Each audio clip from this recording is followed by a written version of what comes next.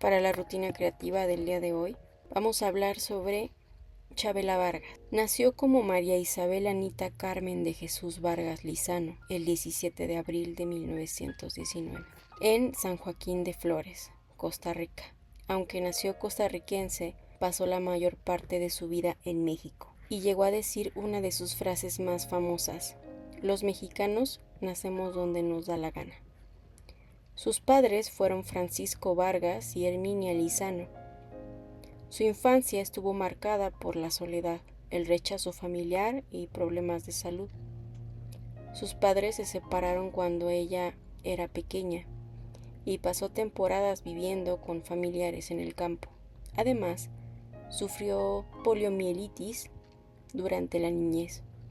En entrevistas y memorias, describió su infancia como un periodo profundamente doloroso. Sentía que era diferente a los demás niños y desde muy joven percibió que no encajaba en los roles femeninos tradicionales de la época. Mientras otras niñas jugaban con muñecas, Chavela prefería los caballos, las pistolas y la vida al aire libre.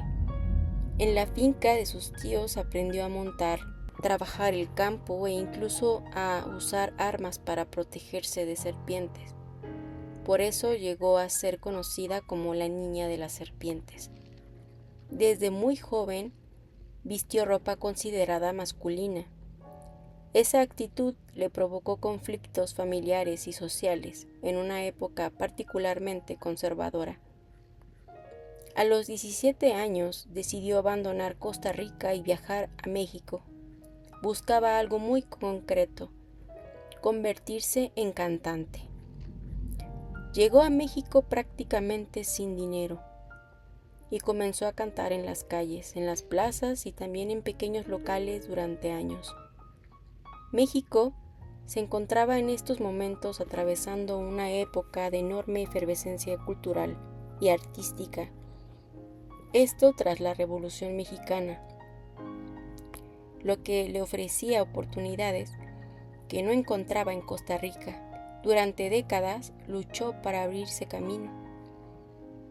Y como te podrás imaginar, su fama no llegó rápido. Durante años fue una cantante desconocida que actuaba en cantinas y pequeños escenarios. Su gran oportunidad llegó gracias al compositor José Alfredo Jiménez, quien quedó impresionado por su voz y la ayudó a entrar en los círculos importantes de la música ranchera. Chavela Vargas era una mujer revolucionaria.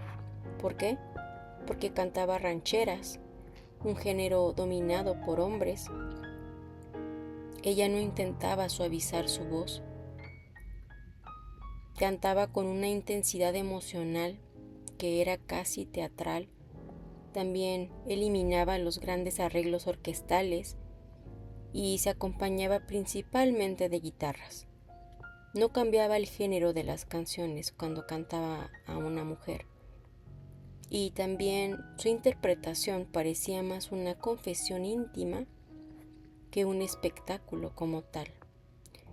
Fue en los años 40, 50 y 60 que era impensable que una mujer usara pantalones, fumara puros, bebiera tequila públicamente o portara una pistola. Incluso que cantara canciones de amor dirigidas a otras mujeres. Y Chavela Vargas hacía todo eso.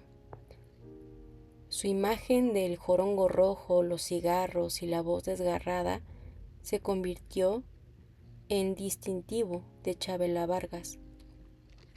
Durante los años dorados de la cultura mexicana, se relacionó con figuras como Frida Kahlo, Diego Rivera, León Trotsky, y la banda sonora de la película de Frida incluía canciones interpretadas por Chavela Vargas. Una de las historias más comentadas es que existió una posible relación amorosa entre Frida Kahlo y Chavela Vargas, ya que Chavela habló de ello en distintas ocasiones, aunque muchos detalles permanecen todavía envueltos en el mito y no pueden verificarse completamente. A pesar del éxito, Chavela desarrolló una severa dependencia al alcohol. Ella misma describió ese periodo como 15 años en el infierno. Debido a su alcoholismo, desapareció prácticamente de la vida pública durante los años 70 y llegó a vivir en condiciones muy precarias. También estuvo cerca de morir por los efectos del alcoholismo. Años después dejó de beber y poco a poco logró reconstruir su vida. Cuando muchos pensaban que estaba acabada, fue que ocurrió su regreso. A principios de los años 90, reapareció en pequeños escenarios de México. Su regreso llamó la atención del director español Pedro Almodóvar, quien se convirtió en uno de sus mayores admiradores. Almodóvar utilizó sus canciones en varias películas y la presentó a nuevas generaciones de espectadores europeos. Gracias a ello, vivió una segunda etapa de fama internacional cuando tenía más de 70 años. Uno de los datos más sorprendentes de su carrera es que tuvo un debut a los 83 años. Durante décadas, su sexualidad fue un secreto a voces. Finalmente, en su autobiografía publicada en el año 2002, Chavela declaró públicamente que era lesbiana, esto cuando tenía 81 años de edad. Su visibilidad tuvo un enorme impacto porque pertenecía a una generación donde hablar abiertamente sobre homosexualidad podía destruir una carrera artística. Hoy Chavela es considerada una de las figuras LGBTQ+ más importantes de la cultura latinoamericana. Chavela Vargas grabó más de 80 discos a lo largo de toda su vida. Su primer álbum fue Noche Bohemia en el año 1961. Siempre utilizó un jorongo rojo como parte de su identidad. Era conocida por cargar pistola durante buena parte de su vida. En el año 2007 recibió el reconocimiento a la trayectoria de la Latin Recording Academy. Su voz fue descrita como la voz áspera de la ternura. Chavela Vargas falleció el 5 de agosto del 2012 en Cuernavaca, a los 93 años, debido a complicaciones de salud relacionadas con problemas cardíacos, pulmonares y renales. Sus cenizas fueron esparcidas en distintos lugares de México, el país que eligió como suyo. Chavela Vargas no fue solamente una cantante, fue una mujer que desafió prácticamente todas las normas de su tiempo. Rechazó los roles femeninos impuestos, cantó rancheras como nadie antes, vivió abiertamente su identidad, sobrevivió al alcoholismo, regresó a la fama cuando parecía olvidada y convirtió el dolor personal en arte.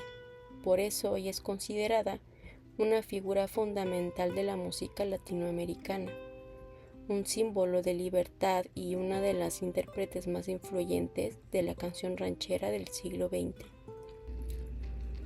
Pero hay algo muy interesante en esta caída de Chavela Vargas. Recordemos que durante los años 70 y parte de los 80, Chavela Vargas sufrió un alcoholismo muy severo. Ella misma llegó a decir que estuvo 15 años perdida y en distintas entrevistas contó que bebía enormes cantidades de tequila todos los días hasta el punto de poner en riesgo su propia vida. Poco a poco dejó de recibir contratos, desapareció de los grandes escenarios y terminó viviendo lejos de la fama. Muchas personas creían incluso que había fallecido.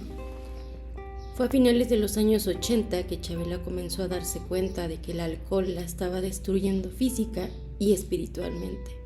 Según sus propios relatos, ella tomó la decisión de dejar de beber después de tocar fondo y de enfrentar la posibilidad real de morir. No existe una única fecha o evento documentado como el día exacto en que dejó el alcohol, Más bien fue un proceso de recuperación que ella atribuyó a una decisión profunda de seguir viviendo y cantando, que era lo que más disfrutaba hacer. En varias entrevistas explicó que dejó el alcohol completamente y permaneció sobria de ahí en adelante el resto de su vida. Una parte fundamental de su recuperación ocurrió en Tepoztlán. Se dice que en Tepoztlán encontró tranquilidad, se alejó de muchos ambientes relacionados con la bebida y comenzó una etapa de reflexión personal. Chabela tenía una relación muy especial con ese lugar y llegó a considerarlo un espacio de sanación para ella. Y es por eso que se cree que su segunda fama fue más grande que la primera, ya que después de sus 70 años actuó en grandes teatros de Europa y América, grabó nuevos discos y recibió homenajes. Y también fue reconocida por nuevas generaciones. Chabela nunca habló sobre su sobriedad como una victoria fácil, más bien la describía como una lucha constante y una transformación espiritual. Hay una idea que aparece repetidamente en sus entrevistas. Ella sentía que había vuelto a nacer. Por eso, su segunda etapa artística tiene una fuerza tan particular, porque cuando canta canciones como La Llorona, Paloma Negra o Piensa en mí en estos últimos años, no parece una intérprete recordando emociones pasadas, parece una mujer que sobrevivió a ellas. Y la historia dice que conoció un chamán que fue quien salvó su vida. Esta historia se ha convertido en parte de la leyenda que rodea la vida de Chabela Vargas, pero es importante distinguir entre lo que ella contó, lo que documentaron sus propios amigos y lo que se puede verificar históricamente. Lo que sí sabemos es que durante los años en que desapareció de los escenarios, Chabela vivió en la zona de Tepoztlán y Aguatepec, desarrolló una profunda conexión con la espiritualidad indígena, el misticismo del Cerro de Tepozteco y también con las tradiciones de curación de la región. Llegó a decir que los chamanes habían sido fundamentales en su recuperación del alcoholismo, manera radical en la que por fin dejaría de consumirlo, y algo que sorprendió incluso a las personas que vivían con ella es esta nueva identidad que adquirió. Era como si hubiera renacido, aunque muchos creían que estaba muerta. Y esa nueva versión está mucho más cerca de lo que realmente ocurrió. Personalmente, a mí me gusta mucho pensar en esta historia sobre los chamanes. Se dice que la eligieron porque ella tenía un don y lo pudieron observar cuando la conocieron. En una noche, en un centro ceremonial del estado mexicano de San Luis Potosí, dicen que ella fue investida como chamana mayor por la comunidad de huicholes para hacer el bien, para trascender, llevando desde entonces un medallón de Shakira. De esa noche se sabe muy poco, apenas comentarios sueltos sobre la ceremonia y del distintivo que volvió a surgir en sus últimos días, cuando al presentir su desenlace pidió que se lo llevaran al hospital para usarlo al saber que pasaría a otro nivel. Este collar lo usaba al salir al escenario porque era su amuleto. Se decía que esta Shakira es un material usado por los pueblos indígenas para diseñar artesanías. Las cuentas pueden ser de plástico hasta piedras preciosas como el jade. Su encuentro con los huicholes ocurrió cuando le diagnosticaron una fuerte enfermedad, al parecer en el intestino, y una mañana decidió recurrir a los curanderos de esa comunidad, quienes luego de un ritual, dice, la sanaron. Los chamanes en diferentes culturas son quienes tienen la sabiduría, el contacto con los espíritus, los que sanan a la comunidad, quienes tienen el compromiso de hacer el bien. Y en sus propias palabras, fue una ceremonia muy conmovedora. Me preguntaron si estaba preparada para ejercer el chamanismo. Les respondí que sí, y me dijeron que tenía que utilizar el don para hacer el bien con respeto y orgullo de ser chamana. y me comprometí a hacerlo de ese modo. Me entregaron un medallón de Shakira, que es un amuleto. Desde entonces, cuando salgo al escenario, lo llevo siempre puesto. Me hace sentir libertad, orgullo, seguridad. Es como si me cubriera y me descubriera. Ahora seguramente te preguntarás, ¿cuál era la rutina creativa de Chavela Vargas? Es útil presentarla no como una rutina de horarios, sino como un ritual creativo basado en la emoción, la observación y la experiencia vivida. Su proceso estaba profundamente ligado a sentir, a recordar y a transformar esas emociones en interpretación. Se podría decir que la primera parte de su rutina creativa consta de vivir intensamente.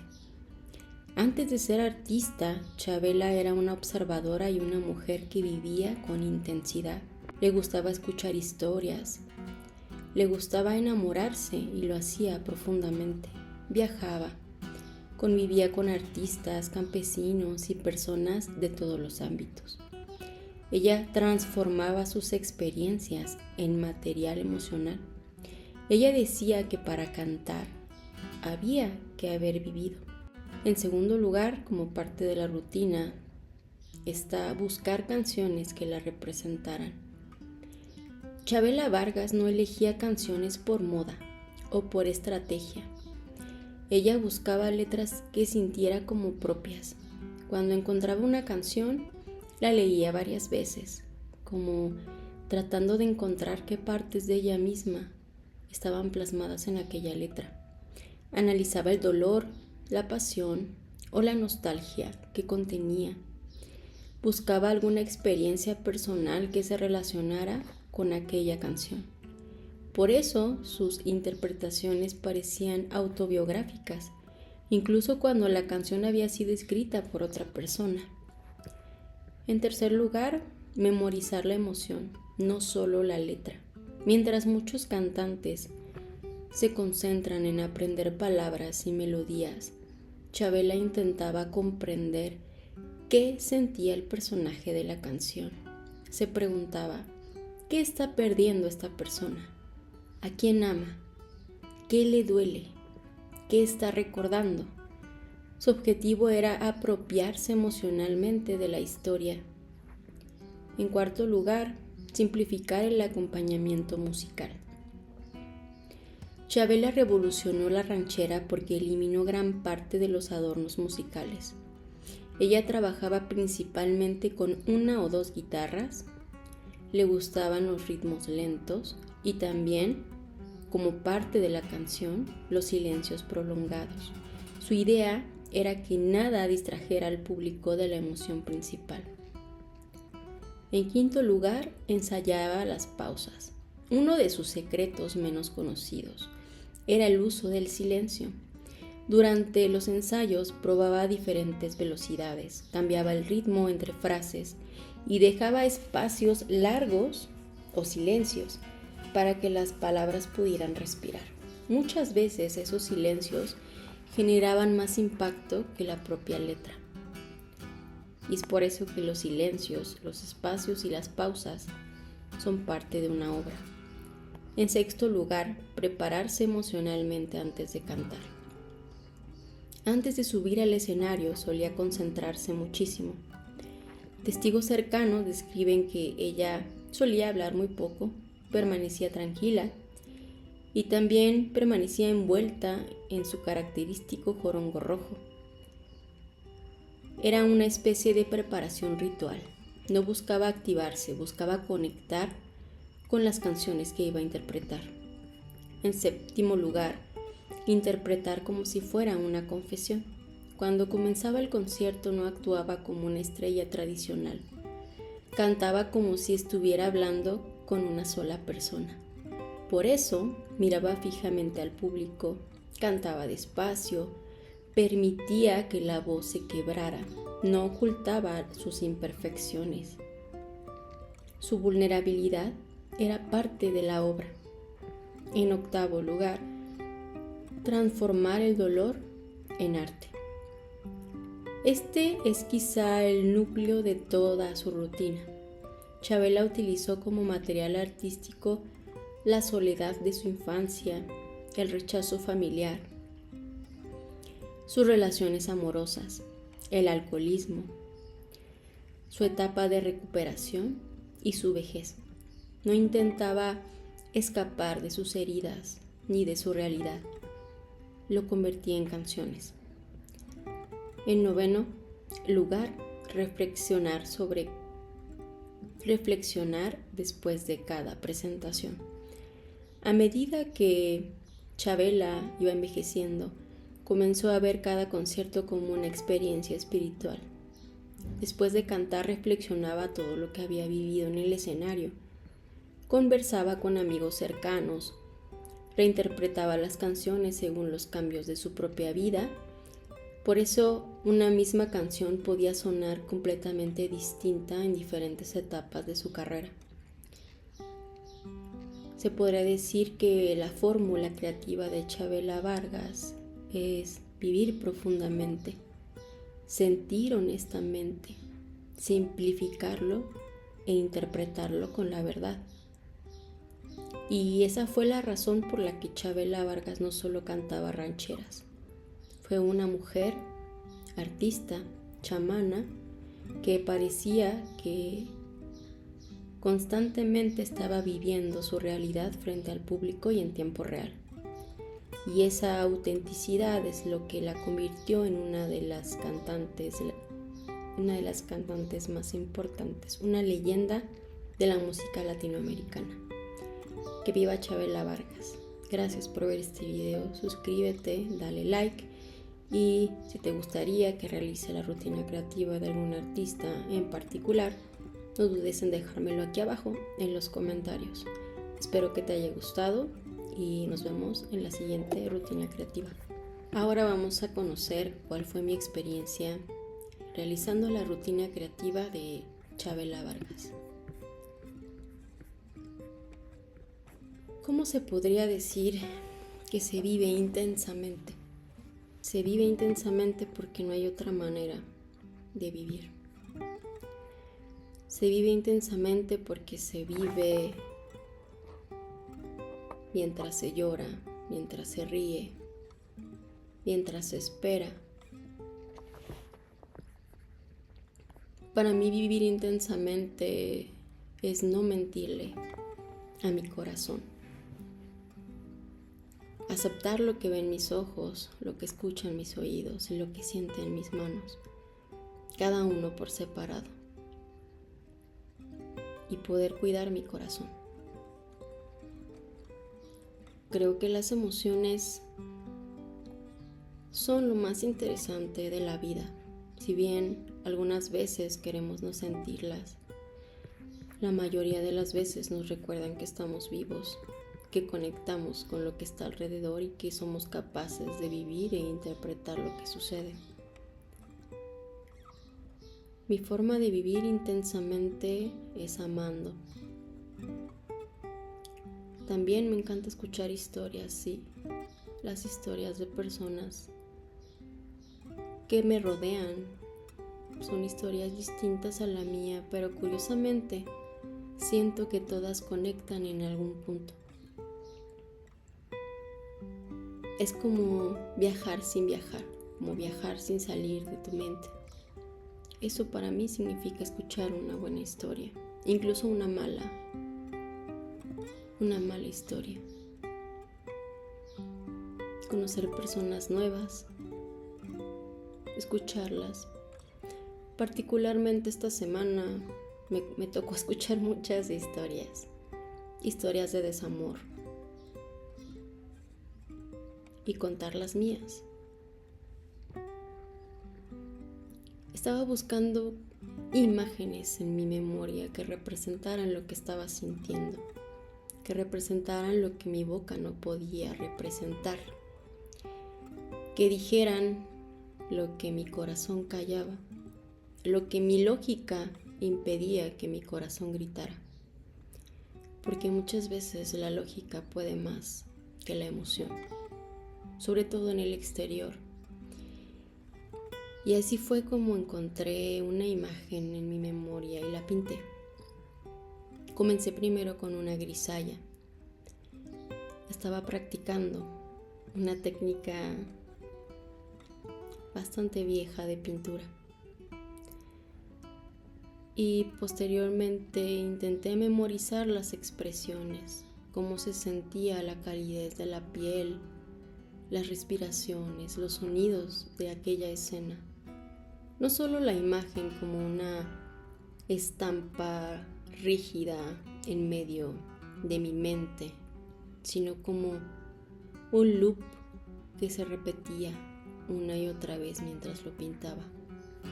Podía escuchar los besos, las palabras, las respiraciones, y no solo mientras pintaba. Este loop me persiguió durante toda la semana y solo me dejaba descansar por las noches cuando dormía. Por eso intentaba dormir un poco más, porque a veces era agotador. Era un loop que no se detenía. Y después de todo este torbellino de emociones, me tocaba simplificarlo a una sola imagen, elegir los colores que lo acompañarían, las texturas. Las texturas fueron como palabras escritas sobre un lienzo. Cada textura significaba algo, cada pincelada, cada color, como si hubiera un mensaje encriptado dentro de aquella pintura. Y sí, creo que las pausas fueron el reto más difícil. Siempre lo ha sido, soy impaciente, no lo niego. Y las pausas eran obligatorias para que secara la pintura, para que yo pudiera pensar, para distraerme, para poder dar 2 pasos atrás y observar lo que tenía hecho y mirar con otra nueva perspectiva nuevamente. El silencio y los descansos se formaron en gran parte de esta obra, uno a uno. Se fueron plasmando en el lienzo. Y también la preparación emocional, no puedo evitar hablar de ella. Constó en escuchar bastante música que me recordaba algunos momentos, memorias, situaciones. Pero era extraño porque era como si hablara de mí esta pintura, pero a la vez de un personaje que no existe, de una idealización. Y eso era lo que se volvía realmente interesante. Una idealización, sí, la que estaba presente en la pintura. No era yo. Era una yo idealizada, una memoria idealizada. Y finalmente interpretar como si fuera una confesión, ya llegando casi hasta la meta. La imagen confesaba todo sin palabras, una imagen directa y concisa. Después vino una reflexión, varios días, ignorando la pintura. La pintura simplemente se quedó en la sala esperando. Pasaban los días y las noches. Pasaba, entraba y salía del departamento.